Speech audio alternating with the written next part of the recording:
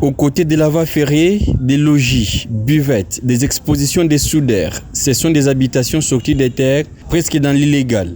Les constructions anarchiques pullulent le long du rail. Traversant la cité Manika en commune portant les mêmes noms jusqu'au quartier des Airs, beaucoup de bâtisses sont érigées par des individus. Certaines sont seulement à quelques mètres du rail. Pour prévenir les accidents ferroviaires et les dangers que cela peut causer, Jean-Pierre Kalingamou Patayi, commissaire général des affaires foncières, urbanisme et habitat, était ce lundi sur la zone tampon pour constater un probable bouchage de la zone de visibilité de la SNCC. L'endroit qui serait violé est à la bifurcation entre la route et les rails. Là où il y a le rail et la route, il y a toujours ce qu'on appelle le passage à niveau.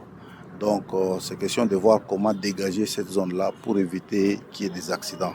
Avant d'envisager un éventuel préavis à ces personnes de déguerpir les liés, dans un premier temps, déployer les services techniques dans cette zone tampon pour se rassurer de tout. Les gens occupés, on le sait, mais il y a d'autres compatriotes qui ont voulu y ériger des bâtisses maintenant.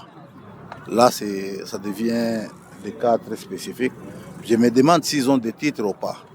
Alors, on va envoyer les services attitrés qui viendront vérifier d'abord s'il y a des titres et élucider la question pour voir comment ces gens se retrouvent dans cette zone ici.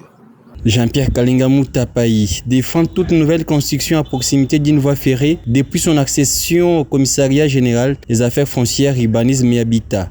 Il fait respecter les schémas d'aménagement et de développement de l'agglomération. La restriction vaut aussi pour les hôpitaux, les écoles, les lieux de culte et les résidents.